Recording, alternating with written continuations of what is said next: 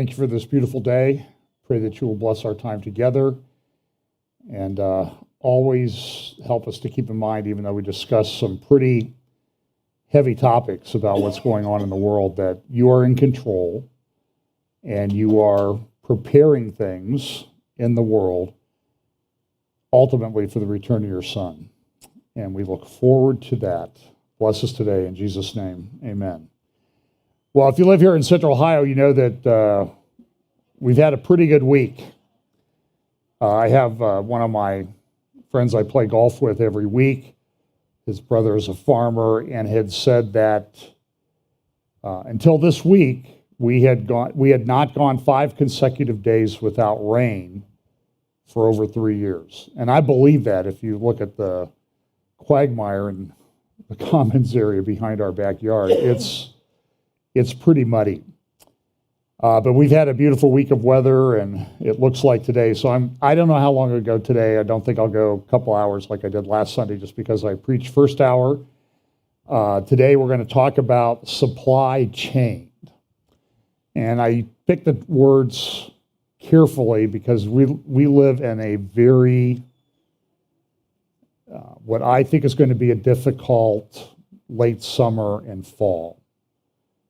At least that, and there's a number of things. So I don't say these things to scare you, but to warn you and inform you of what I see going on and how I think it plays into Bible prophecy. These are some of the channels that we're on. There is an app for Remnant Truth Network. You might want to download that. We're in the process of working on our own app, but these things in a small church where we're all volunteers take longer than we think. So, but you know, at some point we may be kicked off these platforms. That's the way that it seems to be going. We talk about the convergence of events, how fast things are happening, and I use a grid, and I talk about it every week because it just is something so you know where I'm coming from. We know that when we get closer to the end, that there will be an acceleration of things happening in the fulfillment of Bible prophecy. That's based on a pattern as to what happened at the time of Jesus' first coming. There were all these prophecies from Genesis chapter 3 up through the time that the canon closed in 400 years before Jesus was born. But there are even some people in Israel who had been given knowledge by the Lord that they were going to see the Messiah of Israel. But as Jesus came in fulfillment of prophecy, there were many prophecies that were fulfilled throughout his life. But of all the prophecies that were related to his first coming, those were fulfilled about 60%, 59, 60% in the last week. And that's kind of interesting. So there will be an acceleration of these things happening. And just like there's an acceleration, all these things are being fulfilled in very short order, there will be a convergence. So I've likened the convergence of all these lines of Bible prophecies sort of converge at a point in the future. That's the purpose of this slide, is to try to show that. I just can't figure out why. It's almost like we're in a wormhole and we're speeding through, accelerating. And so as we get closer to the end, there's a convergence. And as these things all are happening at the same time, I would expect that it's almost going to be like the vortex of a tornado. And as you know, things in the vortex of a tornado are fairly turbulent. And this will be like a category 10, an F10 hurricane when everything's come close. Then there's logistics. We'll talk a little bit about that today, that there are certain things that need to be put in place for all these prophecies to be fulfilled. I was listening to some people talking about that on the way to church this morning. They're talking about, is Babylon going to be rebuilt in Iraq or not? And so there are a number of people, good people, that believe, yeah, it has to be rebuilt for prophecy to be fulfilled. But others say, no, it doesn't need to be that way. I kind of lean towards the latter myself. But we'll see. But if Babylon has to be rebuilt as a great city, there's virtually nothing that's been built there that has anything to do with a final revived future Babylon that would be the greatest commercial city on the planet. It's just not going to happen. Unless maybe it's virtual. We haven't even, there's a lot of things that can happen virtually now that never had before. And then understanding as we get closer, just like as we get closer on the eye chart, things get clearer. Even if we have bad eyesight, the same thing will be happening. And this comes from Daniel chapter 12, 11 and 12. And I heard, but I understood not. Then I said, "O my Lord, what shall be the end of these things?" And he said, "Go thy way, Daniel, for the words are closed up and sealed till the time of the end. And many shall be purified and made white and tried, but the wicked shall do wickedly, and none of the wicked shall understand, but the wise shall understand." So as we see these things coming, and again, this is another area, I listen to a lot of different people. I read a lot of different books. Believe me, there's a lot of different opinions about how everything fits together in a sequence. So I think we all need to be humble. I have my own views, but I look at other views and consider them and weigh them as to how likely I think that they're going to happen. But we certainly know that there's a convergence of things that are happening and culturally, that type of thing. For example, we know that Jesus said in Luke chapter 17 that it would be as in the days of Noah and as in the days of Lot. When we go into 2 Peter, I think it's chapter 2, and read about Lot, we know that Lot was vexed by what he saw going on around him in Sodom and Gomorrah. So I think the good, if you see what's going on in the world and it vexes you, praise the Lord, because you're getting it. If it doesn't bother you, then you need to, what's the phrase we use? Wake up! Wake up, because we're getting closer. So, and I hope nobody had a heart attack when I did that. I had a pastor friend, and he was talking on End Times Bible Prophecy, and he had someone blow a trumpet. And I said, he said, "I'm not doing that again." Because somebody heard it and fainted, and he just said it didn't go the way that I had planned. So it was an interesting example, but it was in the execution.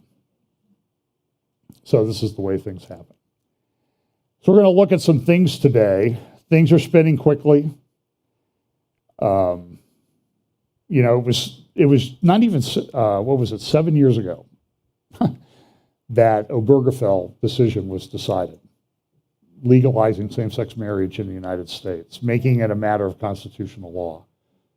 It was a horrible decision. Should have been something debated in public and voted on, but they upended millennia of religious history to accomplish something that made people feel good for a moment. And God is not mocked, but now it's been almost 7 years. The length of what some people, we term the tribulation period, although I don't think that's necessarily a scriptural term. But, first it was same-sex marriage. And remember, we talked about it, and there were some people in their opinions in the Supreme Court that said, I don't know if we thought this through. There might be some things happen by enacting this that essentially will open a can of worms.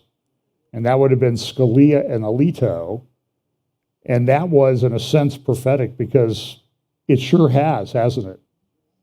Now we have boys competing in women's sports and women or trans men who dress like a woman being named Woman of the Year. So I guess it's okay to have men competing in girls' sports because we don't like girls all that much. And I'm against it. I'm against that stuff. It's crazy.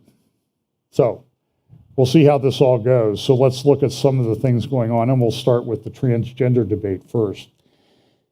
Now, there have been a number of states, and this is happening in the UK as well, with some of the rules about medical care. There's a controversy in the UK about what should we do with particularly hormone blockers and children who have not started puberty yet? Some people say, well, just give them hormone blockers, and if you change your mind later, we can just change our minds 7 or 8 years later, and everything will be okay, right? But usually what goes along with the hormone blockers is what? What I can only term physical mutilation surgery. And there are many stories now of, say, young girls who had top surgery. That means they had their breasts removed. And they regretted it later. And then what do? And they've gone through these puberty blockers. And you'll see all these articles. You'll see these journal articles from the American Medical Association said that they're not aware of any problems with giving puberty blockers to prepubescent children. Really.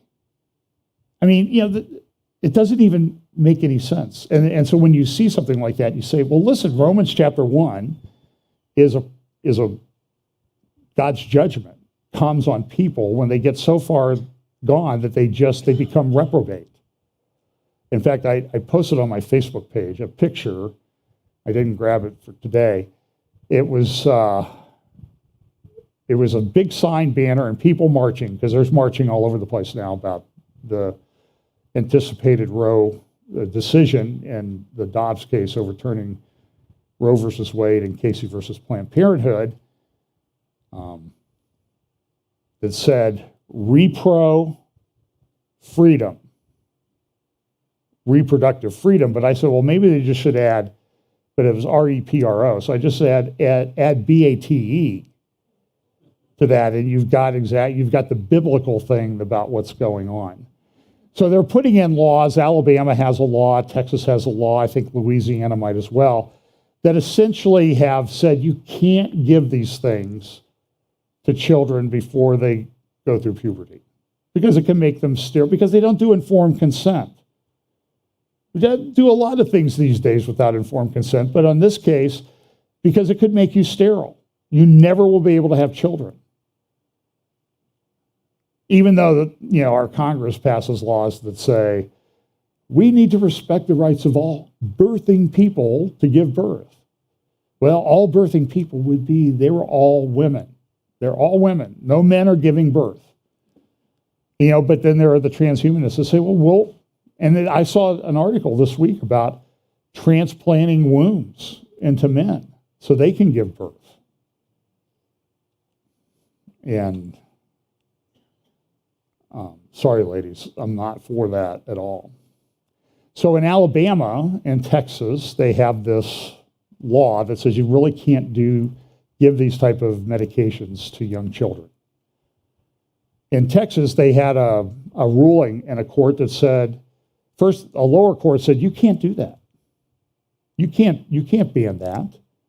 You need to respect the rights of privacy and the patient to the care that the patient wants.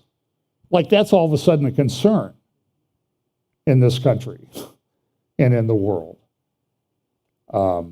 As I've said, if hypocrisy were water, the world would drown. But now in Alabama, a federal judge came in and said, yeah, no, you can't have rules like that. You can't have rules like that. That's not right. Here is a picture on the left. I spared you the video. This is a drag queen who was crowned prom king in an Indiana high school this week. And that's okay, right? And everybody was, it's on, go to Libs of TikTok and you can watch the video doing that. On the other side here, we have this thing about rules. This is from a publication called Parents Defending Education. And what it's about is about a 12-year-old girl. Her daughter in middle school was invited by her art teacher in Fort Collins, Colorado, to come to an art club after school. Now, the family was new to the school. The daughter didn't have many friends, and they thought, well, this is great. She's artistic. She will like art. But unknowns to her, the daughter, or the mother and father, the club was actually a GSA club, GSA stands for Gay Straight Awareness Club, run by the art teacher. On this particular day, a guest speaker was brought in. Her name is Kimberly Chambers. She's the director of Splash, with all capitals, Youth of Northern Colorado, the arm of Splash organization that targets children between the ages of 5 to 11 is called Skittles. Chambers is a paid employee of the County Department of Health and Environment, and she's also a substitute teacher, and this is her picture from her social media. And so they talk about all the stuff they're going to do. LGBTQIA plus teens 12 to 18. This was done under the auspices of being an art club. And so their discussion, you see this? This is one of the discussions they had at this splashschool.org or splashlocal.org. Polyamory and relationships. This is for a 12-year-old. You okay with this? Nobody in their right mind is okay with this. Here's some other posters. I said a friend in Colorado sent this to me. Our numbers rose 500% in the last year as we began programming in person again. We have a lot more opportunities to connect with young people who need genuine connection now more than ever.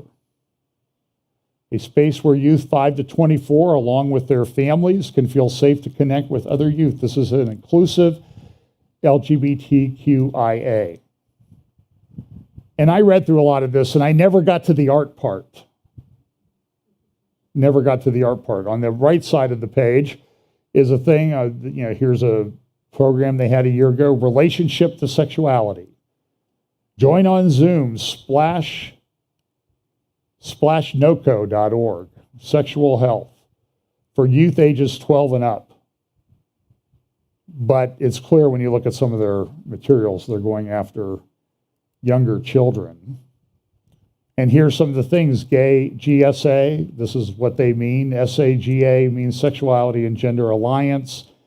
QSA can mean Queer Student Alliance or Queer Straight Alliance. Younger grades often call, see that? They're not just targeting 12 and above. Younger grades can call them allies clubs, diversity clubs, or pride clubs. And when you go to their website, and you'll find that they use these materials. This is called the gender-bred person.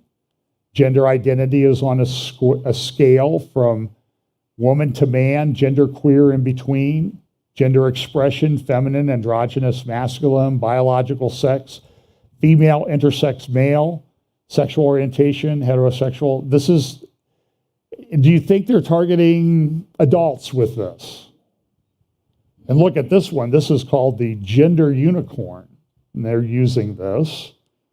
Gender identity, gender expression, sex assigned at birth, physically attracted to, emotionally attracted to. All of this done under the guise of attending an art club. Well, our favorite head of the White House Office of Truth and Lying, mostly lying, was interviewed on a podcast recently, and here's what she had to say about her feelings about these laws that are being enacted in states to prohibit the use of puberty blockers and that type of thing. So here she is, and she quit. Friday was her last day, so you won't see too many more of these in her role as a White House press secretary, but here is Cruella von Zuckerberger, also known as Jen Psaki, talking about how she feels about this. The political games and harsh and cruel attempts at laws that we're seeing in some states like Florida, that is not a reflection of the country moving to oppose LGBTQ plus communities. That is not what we see in data. That is not factual, and that is not where things stand. This is a political wedge issue and an attempt to win a culture war. And they're doing that in a way that is harsh and cruel to a community of kids, especially. I'm like going to get I'm going to get emotional about this issue because it's horrible. But but it's like kids who are bullied, and like all these leaders are taking steps to hurt them and hurt their lives and hurt their families. And you look at some of these laws in these states, and it is going after parents who are in loving relationships, who have kids. It's completely outrageous, but it is a wedge issue. Sorry, this is an issue that makes me completely crazy. But it is an issue that is a political wedge issue. It is not a reflection of where the country is. Well, a large part of the country is there. Boy, we are divided, are we not? Anybody think that's going to go away, let's say, midterm elections? This was information that came out that during the pandemic, the CDC was buying geolocation information from people's cell phones to see if they were complying with lockdown and social distancing and that type of thing. Now, we should know this was coming. Remember, back at the beginning of this pandemic, back at spring break in 2020, the New York Times sometimes does a great job, and they had covered the use of geolocation data to show where all of the students had gone and traveled to Florida for spring break. And they could show, the big green clouds. And they've used this for protests in DC and elsewhere. And now it turns out that the CDC has been buying that data so they can track you. And so anybody who thinks you're not tracked, you're already tracked if you have a phone. There's data. I remember, I think it was Fox, they did a study where they took two phones, and one of them they took out the battery, and the other they turned it off, just turned it off.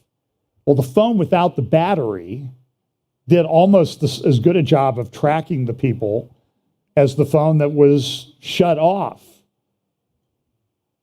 because it's putting out that information. There was information, this was a publication from last year, COVID-19, make it the last pandemic. The independent, the independent panel, which is not really independent, but they call it independent.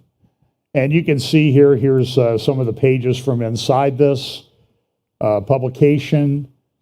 Recommendations for building the future, who needs to do what, when, elevate political leadership for global health to the highest levels to ensure leadership, financing, and accountability. Now, maybe the financing means, did you see the report this week that people in our public health structure had received royalties like the NIH and that type of thing, had received royalties totaling over $350 million. And they've been fighting the people, even though they're public employees and they're being paid for what they do publicly, so maybe they're going to do the financing. Do you think that's really going to happen? And some of them are already the highest compensated employees in our government. Here's another one. This one is, we got to put all this stuff together at the regional levels. If you could zoom out for a second on that. Invest in preparedness now to create fully functional capacities at the national, regional, and global level. Establish a new agile system. What's this one?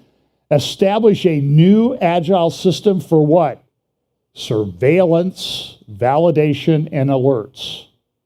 This is for the WHO. For who? It's like a Abbott and Costello routine. Who is going to do this? No, who is going to do this? That's right. Who to establish a new global system for surveillance based on full transparency by all parties, using state-of-the-art digital tools to connect information centers around the world and include animal and environmental health surveillance with appropriate protections of people's rights. I believed it until then. And here is another slide. Future declarations of a PHEIC by the WHO Director General should be based on the precautionary principle, where warranted, as in the case of respiratory infections. So they're moving forward on this.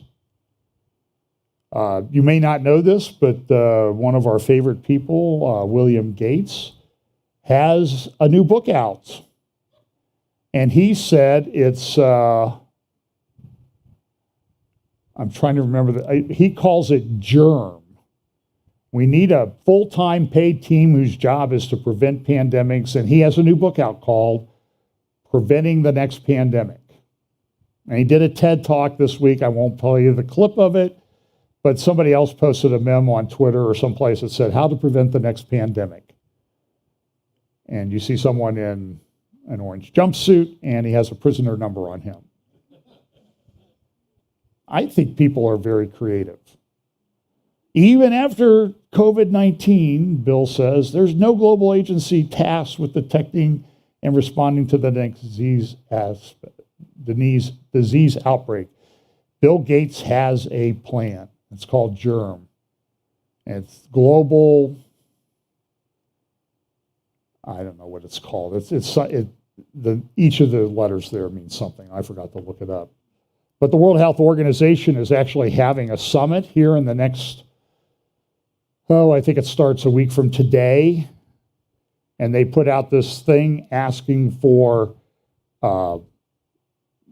strengthening WHO preparedness for and response to health emergencies. So they asked for comments. They asked for people to say, hey, what do you want to have done? And believe it or not, I know this might be hard to believe,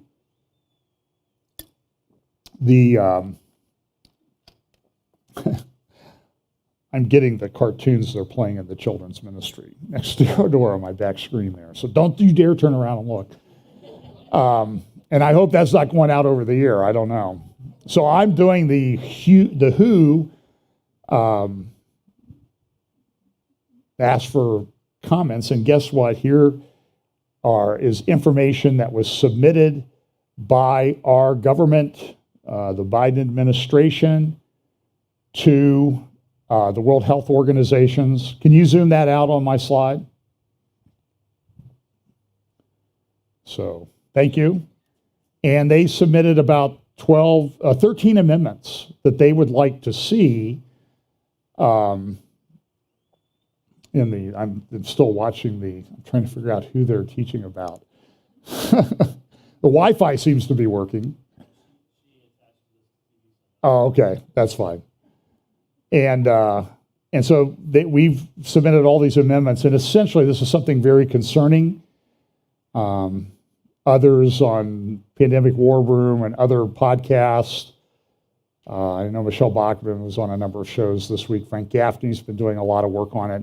Essentially what this will do is they're trying to do a pandemic treaty, and that will cede a lot of our sovereignty to the World Health Organization. This is very serious stuff. This is, I think Michelle said, this is a 5-alarm fire. This is more than a 5-alarm fire.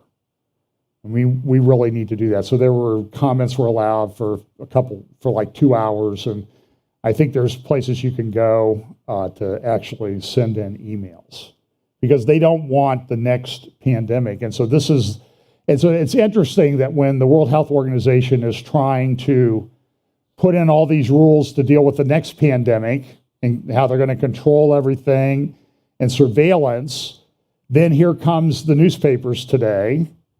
On the right is the Washington Post, and on the left is the New York Times.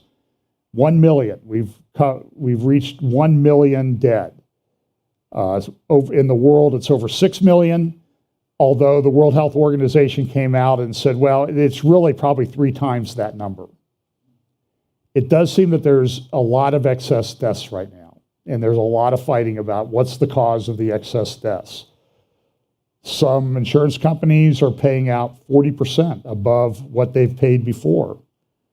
This is a little graphic that the New York Times put together about, this is to represent all the people that died. It's a very good, well done graphic at newyorktimes.com. And these supposedly represent, these little dots represent the 1 million people that died. And you can see how there were a few different, 3, 4 different waves of these things. And then this shows how they spread out across the country. Well done graphic. I'm all for graphics. In China, they've been locking everything down despite the fact that they are told that zero COVID is futile. They continue to lock everything down. There's also some rumors running around that Xi, the leader of China, may have an aneurysm. Don't know if that's true or not. It's just something that was passed around to me by a bunch of different people. So you've got to be careful these days. So please check and verify that one. I really don't know if it's true. I do know that there is tremendous discontent in China over his strict COVID policies. In fact, and they're clamping down. All the things we said about social credit and that type of thing are true. And in fact, this week, this is a headline from this morning, Hong Kong churches no longer off limits. This is from the Jerusalem Post. Hong Kong churches no longer off limits as Beijing tightens reins against dissent. And what did they do this week? Well, the Pope entered into a treaty with China that essentially ceded to China the ability to appoint cardinals of the Catholic Church within China. So there's no freedom of church and state or separation of church and state in China. The state runs the church.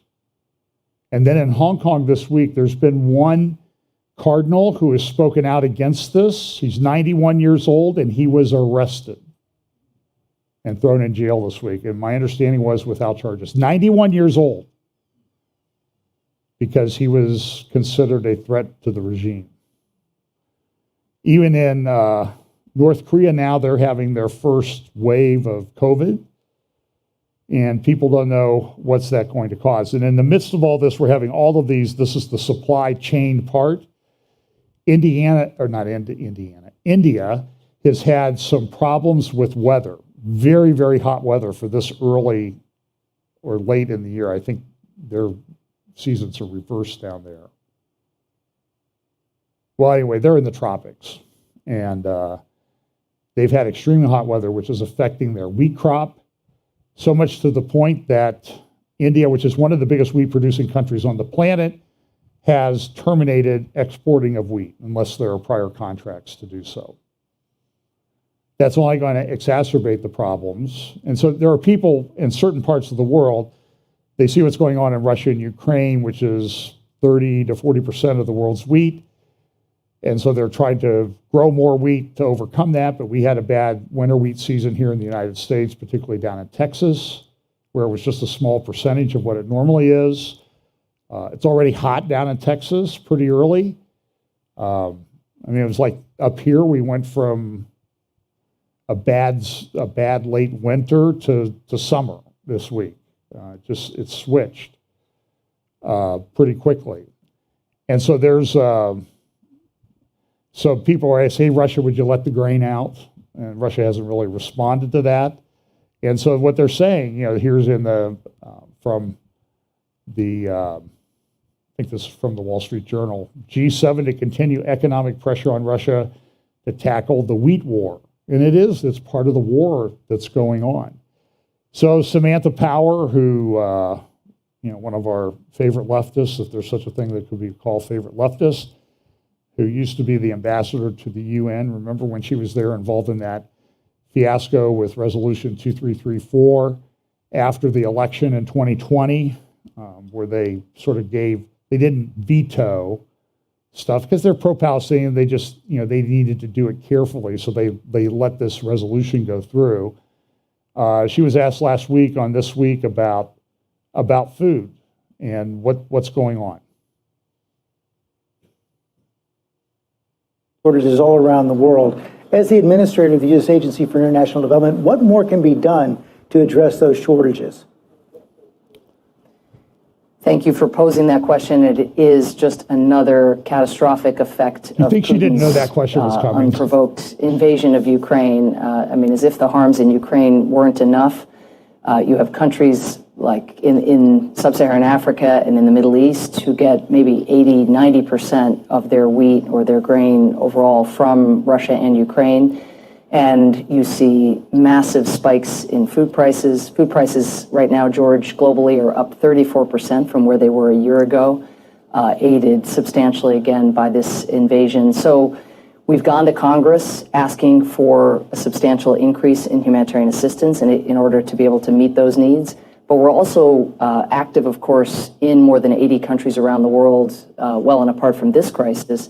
So we're working with farmers to also increase their production so that you actually have more supply brought on market. Fertilizer shortages are real now because Russia is a big exporter of fertilizer. And even though fertilizer is not sanctioned, less fertilizer is coming out of Russia. As a result, we're working with countries to think about natural solutions like manure and compost. And this may hasten transitions that would have been in the interest of farmers to make eventually anyway. So never let a crisis go to waste, but we really do need this financial support from the Congress to be able to meet emergency food needs so we don't see the cascading, deadly effects of Russia's war extend into Africa and beyond. Listening to you lay out these consequences, it's hard not to conclude that in some respects this has already become something of a world war. Certainly in terms of effects, not confined to the horrors that the Ukrainian people are suffering, but our job is to look at it globally. We want also to maintain the kind of global unity I mentioned at the beginning and that everybody has seen. And Russia tries to take advantage of this and say, oh, it's the sanctions that are causing these high food prices. Not at all. It is Russia's invasion of Ukraine. So never let a crisis go to waste. She actually said it out loud. Now they don't even hide it anymore. And she, to her credit, she acknowledges that we're in a world war. Certainly, at least in terms of the effects. But it has nothing to do with the sanctions that everybody's putting on Russia or anything. There's nothing to do that. And if it's nothing to do with that, then it almost seems like somebody's planning it. I mean, it's just too many things happening at all the same time.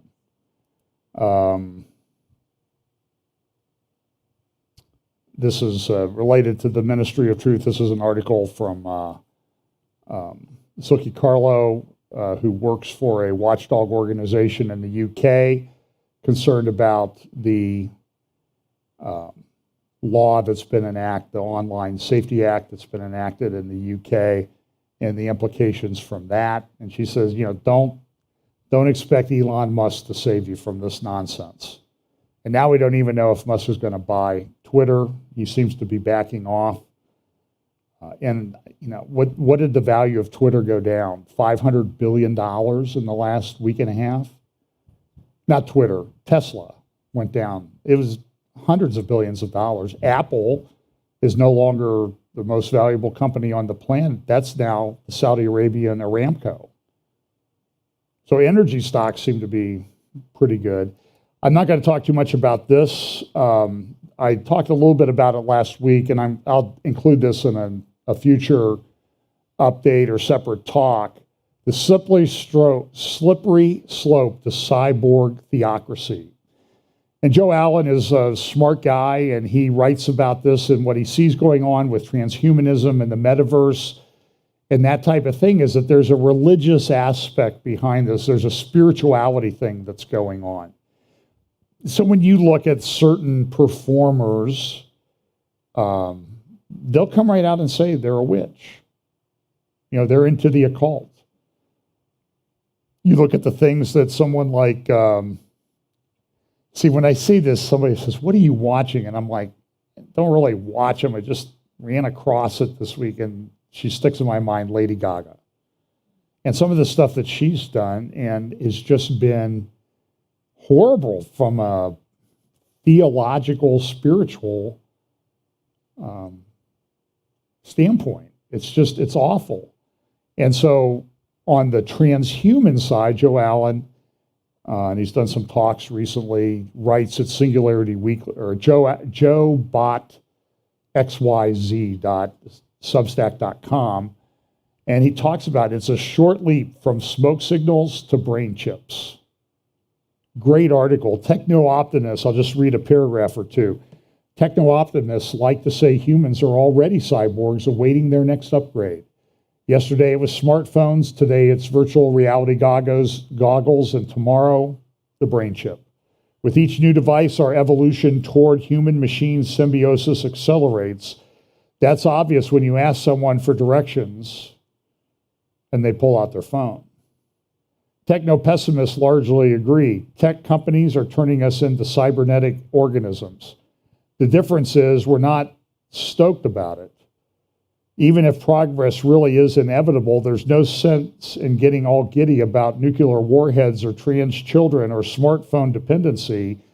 In light of their vices and virtues, some cultures are better than others. It's true that humans are tool users by nature, but you have to choose your tools wisely.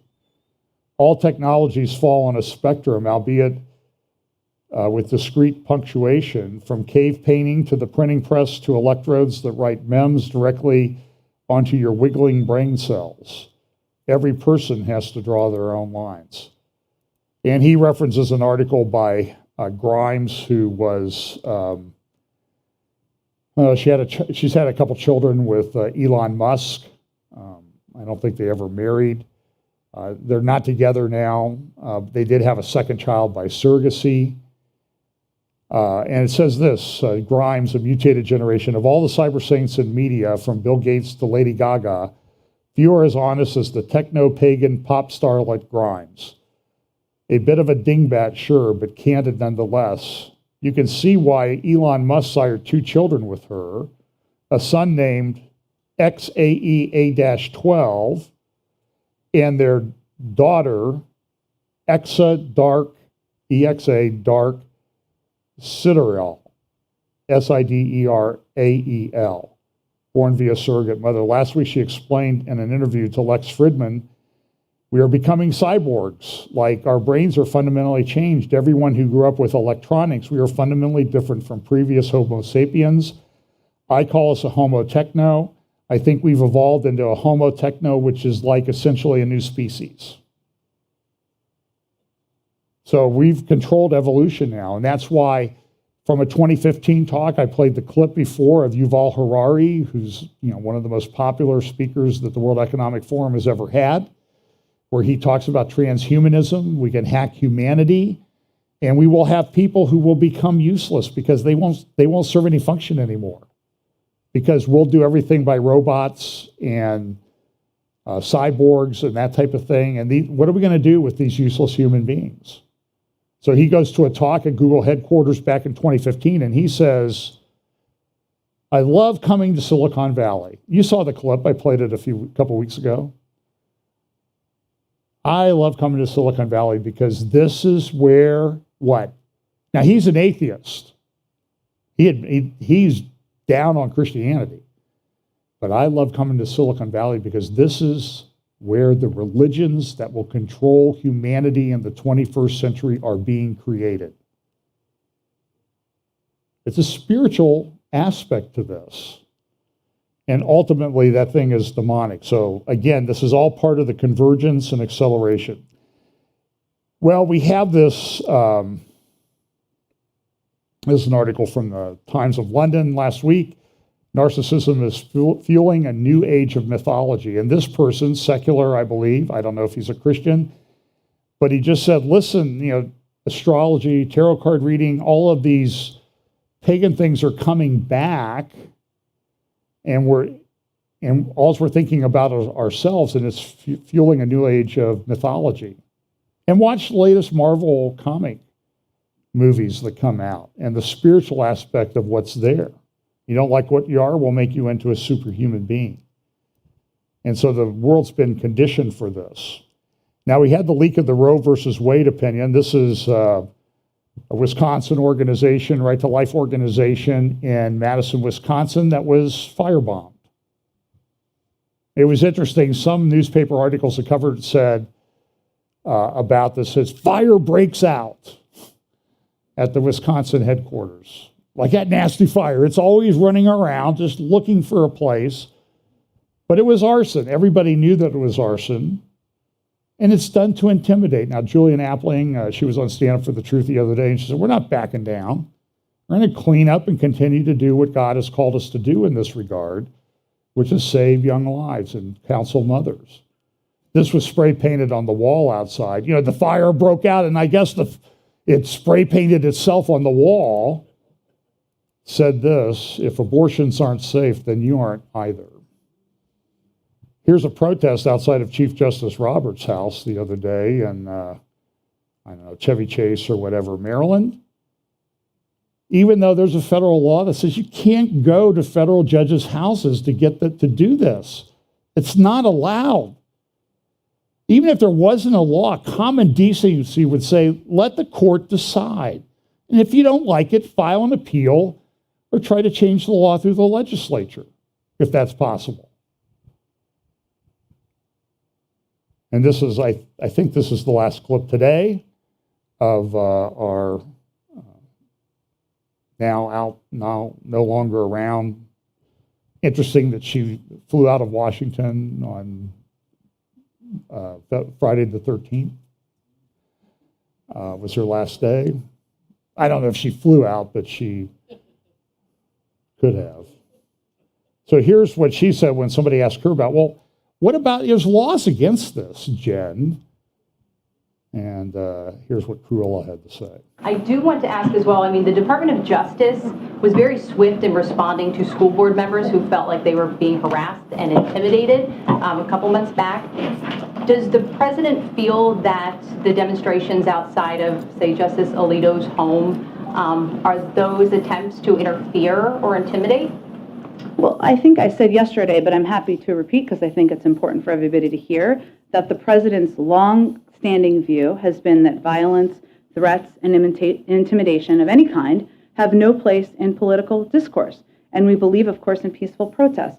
What I do find is interesting, and I think many people have noted, is that there are voices on the right who have called out this protests that are happening while remaining silent for years on protests that have happened outside of the homes of school board members, the Michigan Secretary of State, or including threats made to women seeking reproductive health care, or even an insurrection against our Capitol. So I know that there's an outrage right now, I guess, about protests that have been peaceful to date, and we certainly continue to encourage that outside of judges' homes, and that's the president's position, but the silence is pretty deafening about all of the other intimidation that we've seen to a number of people. This is a pending court case, though. That's where the federal law comes into place. This is a pending court case. Well, but I think that intimidation and protests and intimidation outside of the homes of school board members, the Michigan Secretary of State, intimidation and threats against people seeking legal reproductive health care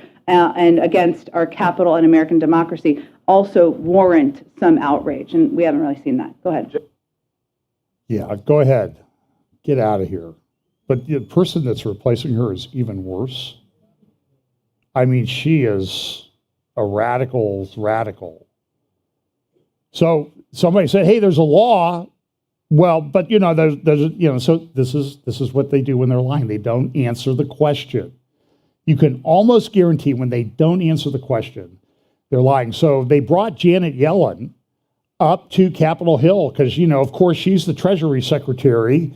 And it's not like we have a problem with, food inflation and interest rates and housing market bubbles and the stock market going down.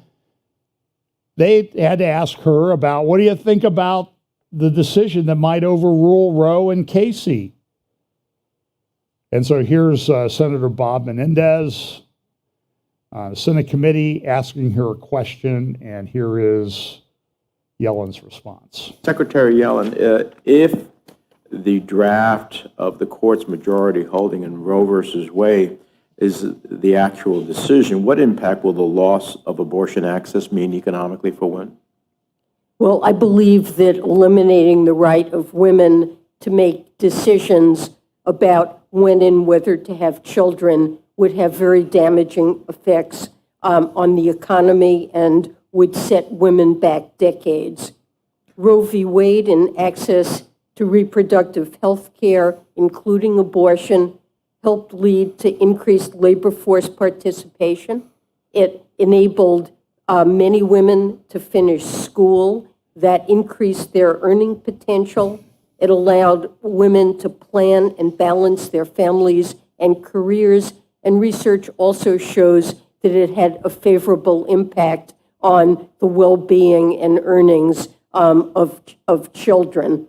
There are many research studies that have been done over the years looking at the economic impacts of access or lack thereof to abortion, and it makes clear that denying women access to abortion increase their odds of living in poverty or need for public assistance. For half of the population of America, eliminating a right that has existed for half a century, particularly for low-income and minority women who have already shouldered much of the burden from the COVID pandemic, would be a disaster.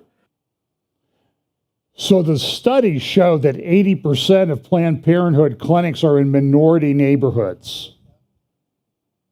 We are against that. Well, you're a racist. And I saw an article, it was the Times or Post or some big newspaper. Overturning of Roe will disproportionately affect black women. Well, yeah, because you put your clinics there to get rid of their babies. That's abhorrent to us. That's awful. That's evil. That's vile. I think Janet Yellen had some talking points there. I just was kind of getting that impression. By the way, if overturning Roe will decrease labor participation of women, or participation of women in the labor force. Guess what? Overturning Roe will create babies who can participate in the labor force.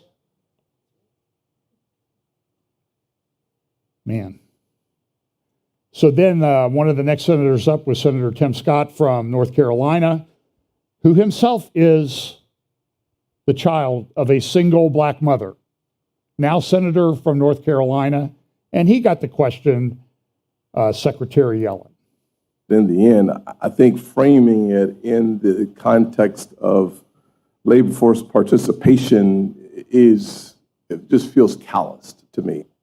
I'm just surprised that we find ways to weave into every facet of our lives such an important and painful reality for so many people, to make it sound like it's just another 0.4% added to our labor force participation as a result of the issue of abortion. Just, to me, seems harsh. Well, I certainly don't mean to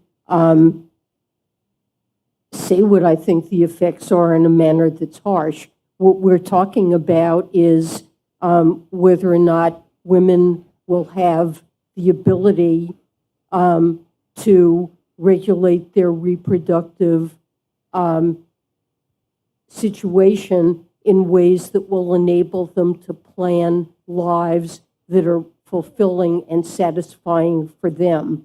And one aspect of a satisfying life is being able to feel that you have the financial resources to raise a child, that the children you bring into the world are wanted, and that you have the ability to take care of them. In many cases, abortions are of teenage women, particularly low income and often black, who aren't in a position to be able to care for children, have unexpected pregnancies. She was the head of the Federal deprives them Reserve. of the ability off. I gotta shut that off. She headed the Federal Reserve. You know, the one who's been printing all this money, the one who printed all the money that caused inflation. She's got a full-paying job. She's going to have a nice big government pension to go with the tens of millions of dollars she made while she was head of the Federal Reserve. Funny how that worked. Here's Congressman, the last one, you got to listen to this. This is Katie Porter, Democratic Congresswoman from Orange County, California, talking about her views on The Last Word with Lawrence O'Donnell on MSNBC. It should be MSCCP, I think, is the way you should call it. But listen to what she has to say. This is awful. President Biden has said that inflation is the #1 priority for the Biden White House to try to get under control right now. As you're out there in California talking to constituents during this re-election year for Congress, how does inflation compare to this newly important, in the sense of the Supreme Court decision pending, abortion issue? How do those two issues compare? Well, I don't think they compare. I think they actually reinforce each other. So the fact that things like inflation can happen and it can become more expensive to feed your kids and to fuel your car is exactly why people need to be able to be in charge of how many mouths they're going to have to feed. So I think the fact that we're seeing this jump in expenses, that we're seeing people having to pay more in the grocery store, pay more at the pump, pay more for housing, is a reason that people are saying, I need to be able to make my own decisions about when and if to start a family. So I don't think we're going to see them. I don't think it's like about comparing them or contrasting them. I think they reinforce for people just how big of a responsibility it is to take care of a family. So if you got too many mouths to feed, get rid of them. So, look,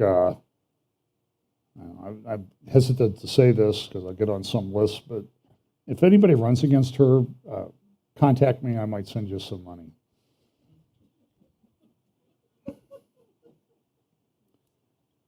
Thousands protest across the U.S. to start Summer of Rage to defend abortion rights.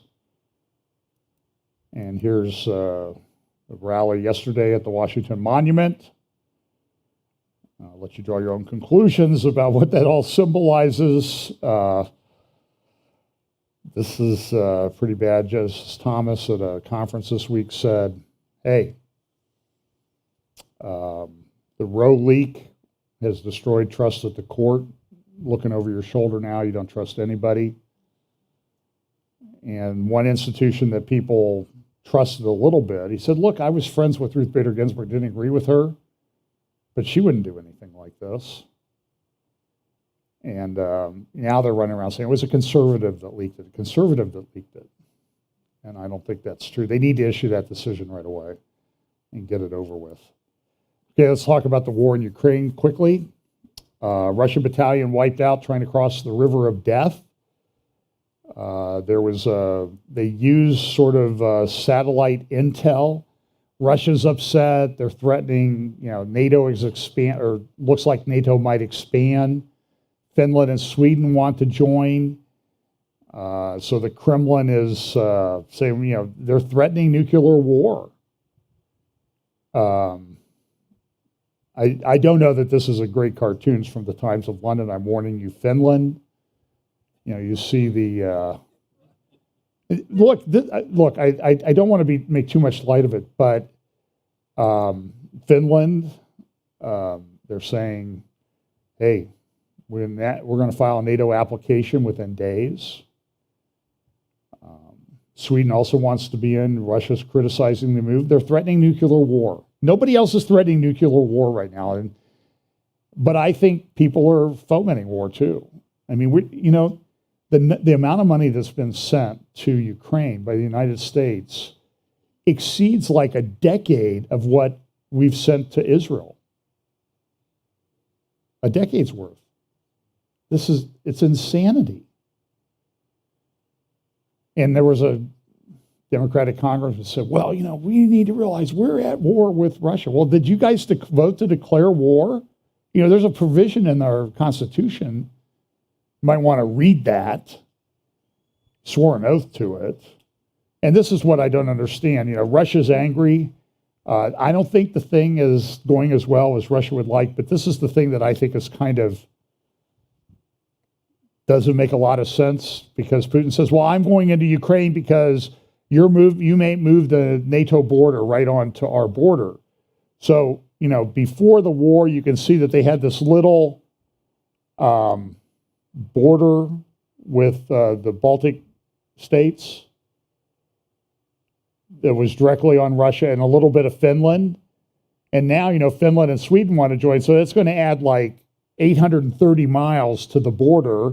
And then Ukraine, that would add even more. And so if your goal is to not have NATO on your border, you seem to be doing the exact opposite. Now, here to the rescue, this guy is the biggest opportunist on the planet. Erdogan has come in and said, I'm against, to join NATO, it requires unanimous consent. And he says, I'm not for it, and I won't approve it. And Russia's engaged in economic war. They've shut off gas. They've cut gas supplies. EU prices are going up. Kremlin even halted electricity supply to Finland over the NATO expansion issue. Again, they've had some issues. They've pushed Russia back. Russia's retreated. Now some people say, I don't even know if they're going to be able to take over the Donbass, which is what they wanted to originally. Ukraine has made some gains there. And this is sort of an interesting thing that plays into Bible prophecy, because we know there are wars in Bible prophecy. And, Ezekiel uses the term great company and mighty army. And we always wonder, well, what is that? What's a mighty army? And so here, there's like an app, like an Uber-type app that they're able to use to geolocate the Russian troops and take them out. And they destroyed 70 tanks and a bunch of armored carriers and killed a lot of people. And now Russia, which doesn't have a huge population, 144 million people, 200 million less than the United States has, before the latest immigration figures were in. But 200 million less, their economy is the size of, maybe less than Texas and Florida combined. Now they have nuclear weapons, and that's the big game changer. So now they have these apps that can use to figure out, and these drones, a lot of which come from Turkey, or made by Turkey, are taking out these Russian military positions. Here's a Russian commander, military advisor, said if the West declares war on Russia, sends forces to Ukraine, this would mean all-out war. Russia's nukes are capable of destroying many countries. And I played you the clips. I played you the clip of Vladimir Putin. We think we're threatened, we'll use nukes, and you will go to hell and we'll go to paradise. We'll all be dead, and you'll be in hell. Now, listen, and always, get emails from people, you don't understand Putin. And it's like, I do. I've been reading and studying this guy for decades. So here he was at the military parade on May 9th, last Monday, celebrate the 70 the victory over Germany. May 9th, 1945. And here's a little bit of their military parade and things that they had. And, they have an alliance with China. China's upgrading their nuclear capabilities. And I don't want to dismiss the fact that people are threatening nuclear war. China is threatening Taiwan. And what are we going to do? Now, by the way, even though what you see here in this video is rather impressive in terms of the number of troops, here's Shoigu, who reportedly had to have open heart surgery, had a heart attack after the Ukraine war started. He disappeared for a while. He's back. He's the head of the Russian Defense Ministry. The other guy from the Defense Ministry is the guy who sort of ran the thing in Syria, is now running the thing in Ukraine. But it's just not, it's really, I think objectively you have to say it's not going as well as Putin would have liked. There's word coming out of different places that Putin has blood cancer. But I think you can see from some of the way he was walking around in this particular video, he didn't look super ill to me. But I'm not a Putin watcher, so I can only go, here's one of their big Satan nuclear missile. They're threatening to use their Poseidon, which is an underwater nuclear-powered torpedo. And so they're rolling it out. And now North Korea is going to do the same thing. China's threatening it. And Defense One has said this. It almost goes without saying that China is a fundamentally different kind of superpower and different kind of rival than Russia. China's economic ties with most of the countries of the world dwarf the ties they have with Russia. With a few exceptions in Northeast Asia, fear of a Russian threat rather than affinity to the United States seems to be a better explanation for why they have lined up against Russian aggression. The further countries are from Russia, the less they care. And that raises a very serious question. Is there any reason to think that the world would line up with the United States in a future conflict with China? I don't know. That was an article from Defense One. This is Ross Douthat, who writes in the New York Times this morning, pushing back Russia risks nuclear escalation. And he's right. I mean, this is a big deal.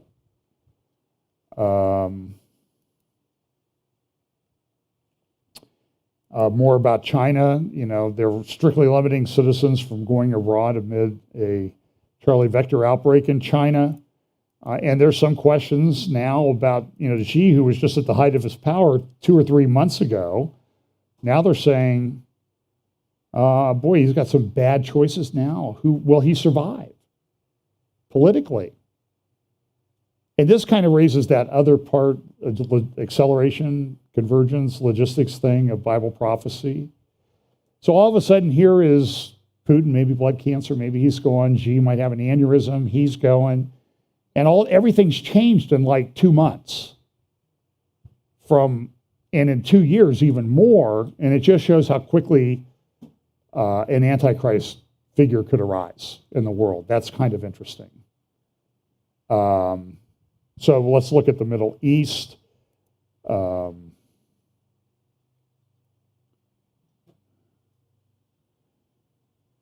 Okay, so, there's this thing about the Temple Mount. And let me see what I want to talk about. I'll talk about this quickly. This relates to Turkey and Erdogan. There's a problem in the Middle East, and people are, what do we do with Turkey? Erdogan seems to be sticking his finger in everything.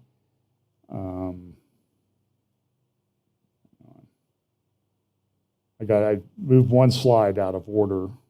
And so this is an article from Daily Sabah about 5 years ago, talking about the fact that there's a water problem in the Middle East. And Turkey's controlling a lot of the water. They're sort of the Saudi Arabia of water in the Middle East.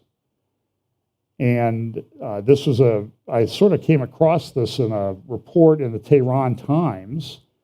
This says a woman and a boy walk on the dried up riverbed of the Zayenden Rud River that no longer runs under the 400-year-old bridge that's named because it has 33 arches in Isfahan, Iran. That's from back in 2018. And so the foreign minister there came out and criticized Turkey and Afghanistan, saying, you guys are taking all the water. And when you go and research it, you find all of these Turkey dam building projects. This is from 4 years ago. Turkey's dam building could create new Middle East conflict. It shows dams that they've put on the Euphrates and Tigris rivers. This is a Lisu Dam, part of the Southeastern Anatolia project, which began filling in 2019. I talked about this. It's a huge dam, and it's damming up the Tigris River. A German ecologist said this dam is a weapon against the lowlands. It was planned and now is being built in a way they can hold back the whole Tigris for a long time. If you see water as a weapon, dams are the new cannons. Iraq has the oil, Turkey has the water, and sometimes it's much better to have the water. And this is an ancient city in southeast Turkey that will be underwater once this dam continues filling. And so you see these interesting, there's a website called SaveTheTigris.org, and it talks about this is what Turkey's using against the Kurds, these dams. And so it looks like a lot of the water comes from Turkey. They contribute most of it, and they have it, and they're going to keep it. as one Turkish leader before Erdogan came on the scene, said, hey, we'll drink our water, you drink your oil. And so you see these dam systems. This is the Ataturk Dam on the Euphrates. And they can stop the flow of the Euphrates. And it says the Euphrates will dry up in Revelation to prepare the way for the kings of the east. So these are some of the dams. This is what led to crisis in Syria. Blue gold will be Turkey's key to the Dry Crescent. And there was a Defense Intelligence Agency publication about 11 years ago that talked about global water security. There's not much fresh water on the planet. Oceans are 97.5% of the water, but fresh water is only 2.5%. And about 20% of the fresh water on the planet's in the Great Lakes, 2 hours north of here. And the world is running out of water. There's also the situation of oil. This is the Eastern Mediterranean. These are oil fields in Egypt and countries in the Eastern Mediterranean. Notice one thing you don't see is you don't really see much in the way of oil with regard to Turkey. Now, they might have some up in the Black Sea, but it's insignificant. And so Erdogan has stepped in. Erdogan is, his military and he have developed this doctrine called Turkey's blue water. And you see the bright blue water, that's what they claim is their water. That way they have more coastal area. And they're using that to interfere with the building of pipelines and that sort of thing. They have, they control, this is a picture of the Bosphorus ship going through there, and they've shut that down. But Erdogan says, hey, listen, build your pipeline into Israel. You got the Leviathan field. Don't spend billions of dollars. Just build up through the Mediterranean by Syria. We'll take care of you, and then we can, connect it into all of our little branches that we have and send it on to Europe, and you don't need to spend $10 billion. Oh, by the way, we need a cut of the revenue to do that. And so here's what that sort of the pipeline connection would look like.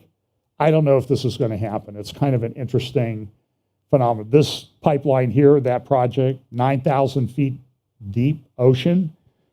It will take years to build. They don't have the facilities to do it by liquefied natural gas. So the question, it's not going to solve the problem in Europe now that's developed because of the war with Russia. It's just not going to fix it in the short term. But it does give Erdogan a lot of power. Okay, now let me go over the Middle East stuff pretty quickly here.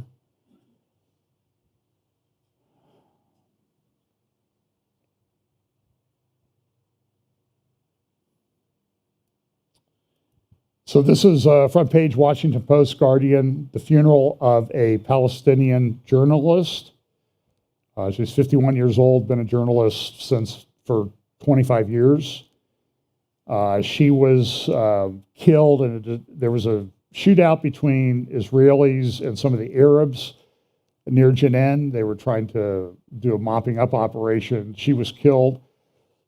Nobody knows who fired the bullet that killed her. The Palestinians have the bullet. They won't release it. Everybody says Israel can't do a return. Here's a CBS News short report on what happened and then what happened at the funeral. Troubled by the actions of Israeli police for, quote, intruding into the funeral procession of a Palestinian-American journalist. Today, President Biden called for an investigation into her killing. Here's CBS's Roxana Severi. She worked for Al Jazeera. A day meant to mourn the death of journalist Shireen Abu Akleh turned tense when Israeli police suddenly moved in, swinging their batons. At one point, the pallbearers, trying to reach a church in Jerusalem, nearly dropped the casket. The police say rioters had hurled stones and other objects at them. But the White House is calling these images disturbing. This is a day where we should all be marking, including everyone there, the memory of a remarkable journalist who lost her life. We regret the intrusion into what should have been a peaceful procession. Wearing body armor, clearly marked press, the Al Jazeera journalist was shot on Wednesday. while covering an Israeli raid in the West Bank town of Jenin. Israel initially suggested she was killed by Palestinian gunmen, but today the military said it can't unequivocally determine the source of the fatal gunshot. Violence has surged here in recent months, with at least 16 Israelis killed by Palestinians since March, and around 30 Palestinians reportedly killed in confrontations with Israeli forces. The funeral of Abu Akleh, who was widely respected in the Arab world, eventually took place today mostly peacefully. Thousands of Palestinians said goodbye to a woman they now see as a martyr. What do you think she would have made? So that's the problem. This was a editorial cartoon from, I think, the Jordanian Al Ghad newspaper. Here's some more sort of pictures about what's, as a sort of a close-in view of some of the dispute. This is the other picture on the right, the video on the right is outside the Jaffa Gate, as they were trying to get her coffin to, you can kind of see it there in the picture, to the church. But you see now part of the reason, the word that I've seen is that the family didn't want this type of procession, but they came and got the coffin and did it anyway. And then it kind of deteriorated from there. But I saw videos of them throwing rocks, big rocks, at the Israeli soldiers. So this is, she was an activist. She was very anti-Israel in her reporting. You need to know that. Here is... So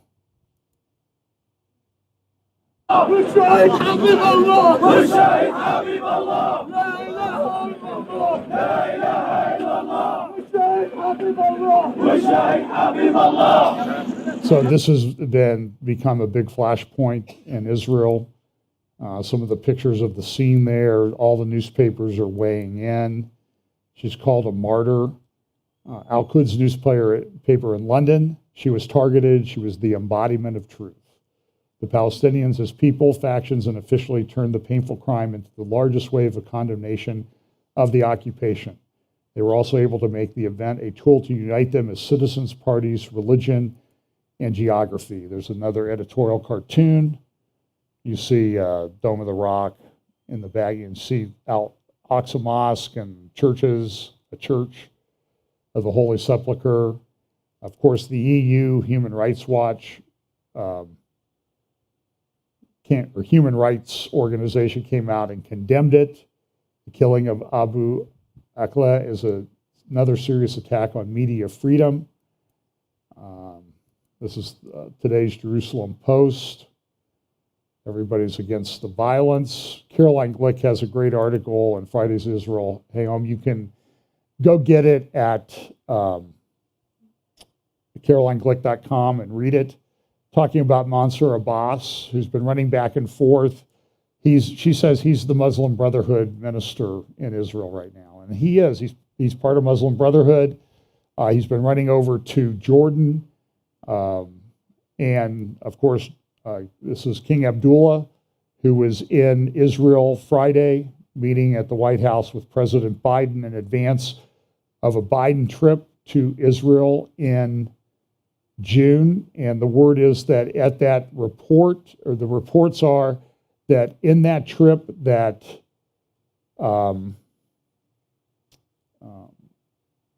Biden will go to a hospital in East Jerusalem without Israeli security. And why is that being done? Because they're trying to endorse the two-state solution.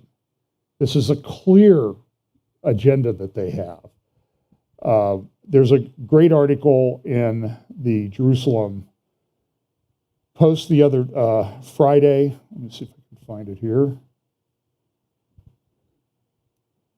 By David Weinberg. No, that's not it. Let's see here.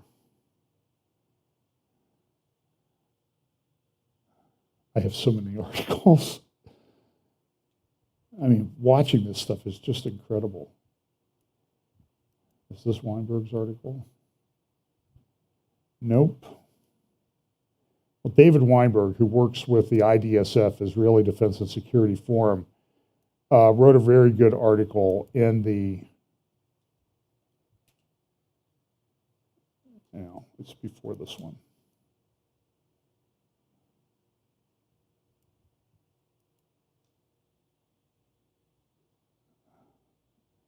That's Jonathan Spires. Sorry about this. Here it is. Stop Jordanian false claims in Jerusalem. So Jordan's running around saying, hey, we control the Temple Mount. We're a custodian of the Temple Mount. We control everything there. And that's just not true. But I've been saying this for years, that this is the way Abdullah acts. So this is who Biden met with yesterday. You think Biden said anything about, hey, bub, back off on your claims? He doesn't say that. And a lot of security experts say if there's a two-state solution, it's actually be a four-state solution. You have Gaza, West Bank, and Jordan. I guess it'd be a three-state solution. Jordan will fall. Jordan will go down the tubes because they're 80% Palestinian. And so here's at the Valdiv dialogues a few years ago, this is what Abdullah says. Notice he never mentions Israel's rights relative to the Temple Mount. Above all, we need to ensure young people have hope. The subject of hope brings me to the core crisis of our region and the world, and that is the denial of a Palestinian state. Jordan and Russia agree on the urgent need for a two-state solution. Our region will not enjoy broad security and stability until the Palestinian-Israeli conflict ends, and that cannot happen without a two-state solution that provides real peace in accord with international law and UN resolutions, an end to the conflict, a viable, independent, sovereign Palestinian state on the June 4th, 1967 lines, with East Jerusalem as its capital, but living side by side with Israel in mutual peace and security. A deep and shared concern for all of us is safeguarding Jerusalem, its holy sites and the historic Muslim and Christian presence in the city. So there's a deep and shared concern for all of us is safeguarding Jerusalem, its holy sites and the historic Muslim and Christian presence in the city. Through the Hashemite custodianship of Islamic and Christian holy sites, Jordan is working to maintain peace and diffuse tensions. So this is what he says. This is an interesting thing. So if you ever go to Israel and you're driving out of Jerusalem on Highway 60 and you look up the hill, this is called Gibeah, or Gibeon. If you look at it, it's on the map here. It's in the tribal area of Benjamin, just north of Judah. And so this site, I'm fascinated by it. When we go back to Israel, I'm going to go there. What is this? I've mentioned it a couple times before. This will give you the mindset of Abdullah II because he's got the mind of his father. Back in 1965, they broke ground on this. What was it? It was to be a summer palace for the Hashemite kingdom of Jordan on one of the highest, maybe the highest point in the Jerusalem area. Now, why would they build it there, and why did they stop? It's been like this since 1967 war. Israel won the war. This stopped, but it stood there unbuilt, unfinished. It was to be the palace of the Jordanian king. Why is the site important? The site it was the capital of the tribe of Benjamin. What tribe was the first king of Israel, Saul, from? The tribe of Benjamin. In other words, this is the tribal capital of the tribe of Benjamin, the first king of Israel. That's why they were building the palace there, to make a statement. Hey, we're in charge. We built a palace on top of where your first king grew up. We're in charge. This is how they think. So it sits there. I'm fascinated by the site for some reason. So he claims we run the Temple Mount, and he doesn't. This is just a complete lie. And you should know that the Hajjman al-Husseini, who was a friend of a certain German leader back in the 1930s and helped him get together his final solution, may have been the uncle of a guy named Yasser Arafat. And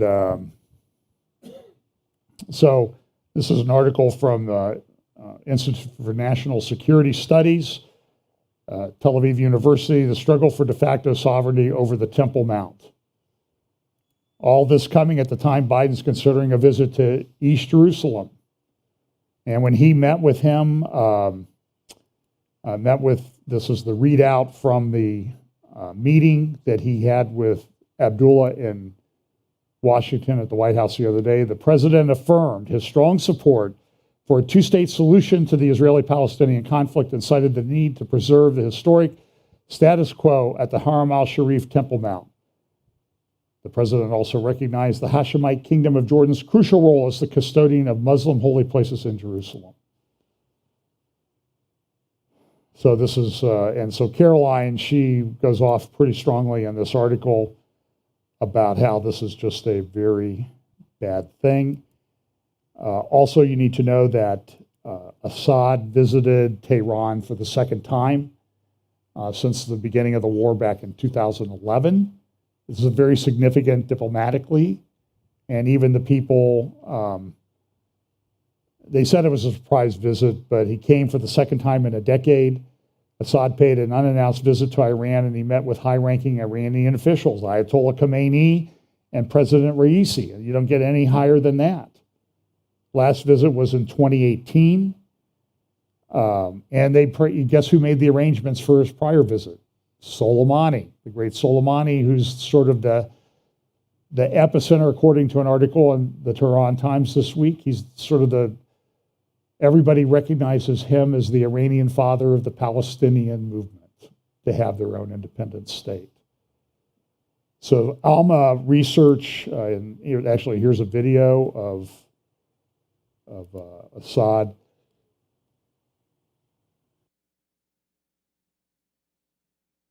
Meeting with his Iranian friends. Very significant. So here's the uptake of all of this. So Alma Research, Alma Research and Education Center based in the north of Israel, up along the Lebanon border. Russia's military deployment in Syria and the Israeli challenge. And they look at sort of the things that are going on, like Russia's primary bases in Syria. And the word is that because things are going bad in Ukraine, troops and Syrian militias are being shifted to Ukraine to fight there, some as mercenaries. And some of the bases are being handed over to Iranian Revolutionary Guard. So that increases the security situation for Israel. They've even, Syria and Russia had flown some joint patrols down along the Golan Heights, not into Israeli airspace, but they were doing a show of force. That happened in January, and I think it happened last year as well. This is a good article from the Center for Security Policy, Israel's F-35 development. They have their own fighter. If they could get tankers from the U.S., I mean, we're giving everything in the world to Ukraine. Why can't we sell tankers to Israel? Because a bunch of anti-Israel people are in charge now.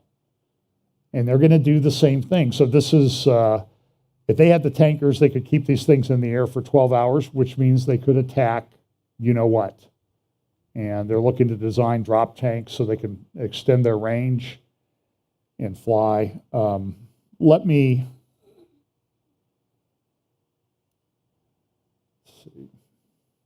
Goodness.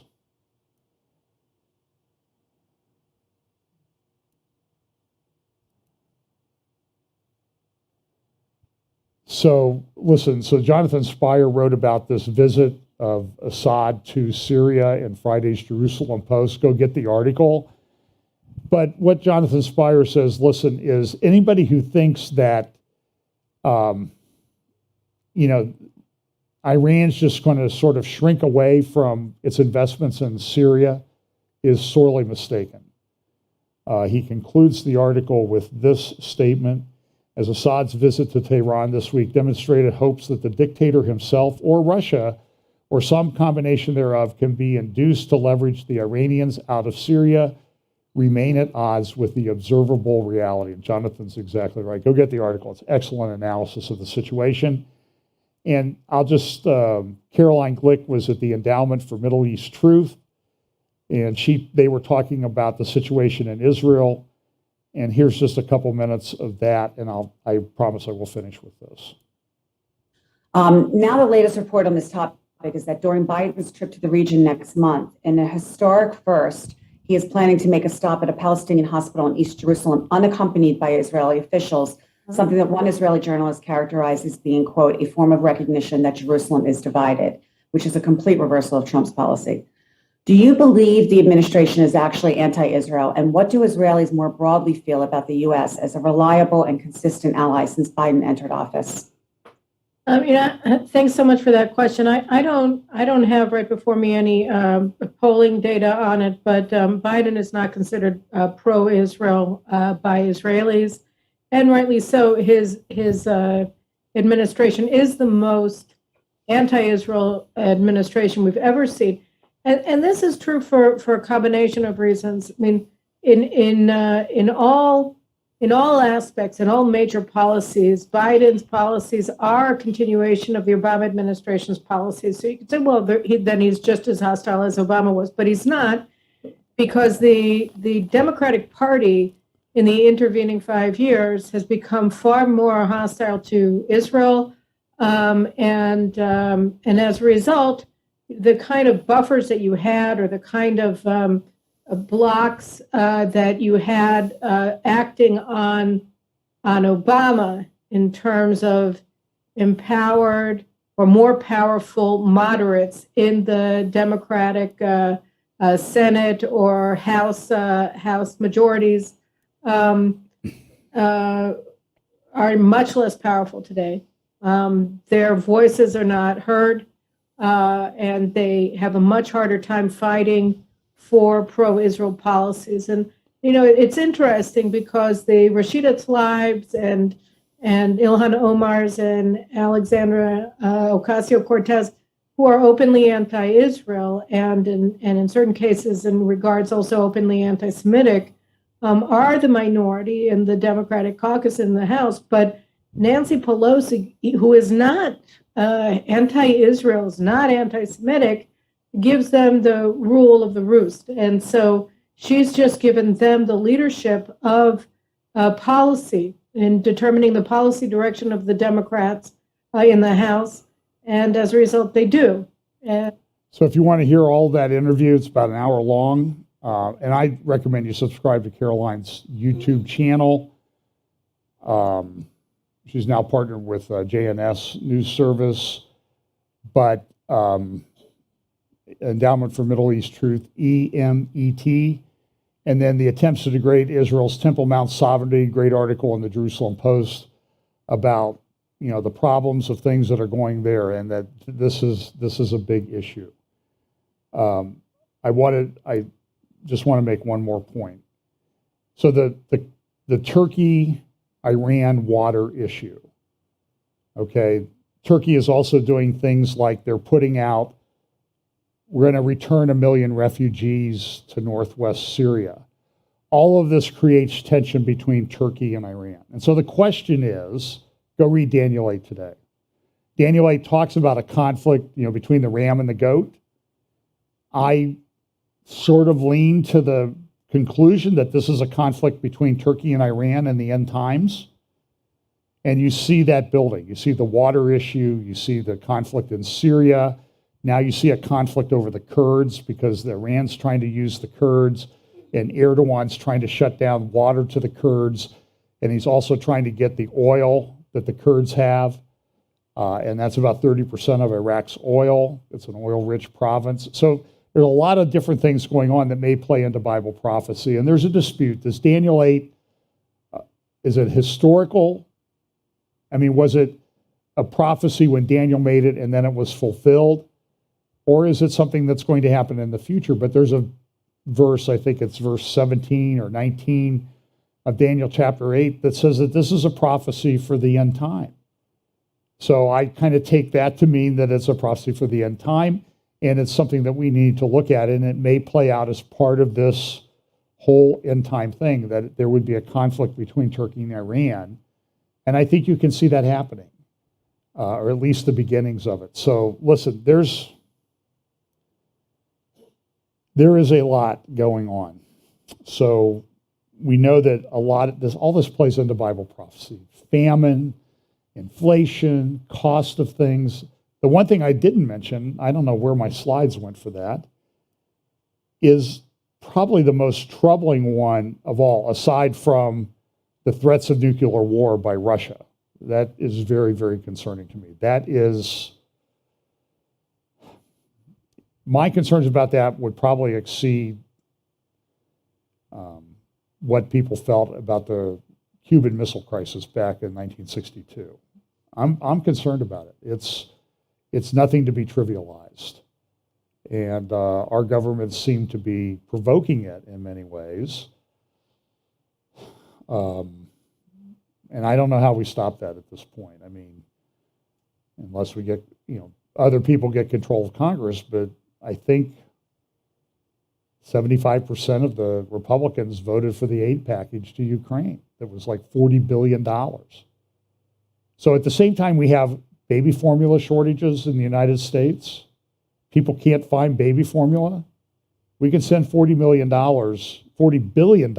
to Ukraine, but we can't get baby formula for babies in America. The ones that have survived, getting out of their mother's womb. And then the biggest concern is there's a pretty big shortage of diesel. And I do not know. I was looking at gas prices on the Gas Buddy app. Pretty scary stuff, to be honest with you. Diesel fuel prices in California are above $6 a gallon. I filled up my car. I get pretty good gas mileage in my car, and I was in line ahead of a lady at Costco the other day, and she was filling up a Ford F-150, and she goes, "Oh man, that's $126 down the drain to fill up her truck." And diesel's even more, and now there are shortages of diesel appearing, and people are saying they don't know if the diesel supply is going to last. There's even concerns about, the utilities remember they had the big problem in Texas during the winter? The Texas utilities said, everybody turn your thermostat up to at least 78. Don't do wash or anything during certain hours of the day, because 6 generating facilities in Texas are having problems. And they need to shut down for maintenance. Well, look what happened. Remember what happened to Texas just, a year and a half ago? They they had blackouts and everything. Now they're expecting that, and there's shortages of electricity everywhere. And now the diesel. Well, what operates on them? We don't really need diesel, do we? Except for trains and trucks and everything else that brings everything to us. This could be a very, very difficult 6, 8, 10, 12 months. But look, God's in control, and we knew that things like this would happen. And so you're forewarned, and so act accordingly. But remember, God's in control. You always got to remember that. And he's not given us a spirit of fear. So be wise, act wisely. Let's pray. Lord, thanks so much for your word. We pray that you'll watch over us, give us wisdom to act in this day and age, but also give us the ability to stand up to evil and to speak truth to it and to share the gospel with these people, as painful as it might be and as unwelcome as that message might be. It is a message that the world desperately needs as the world gets ready for the return of your Son. Pray that you'll bless us this week. In Jesus' name, amen.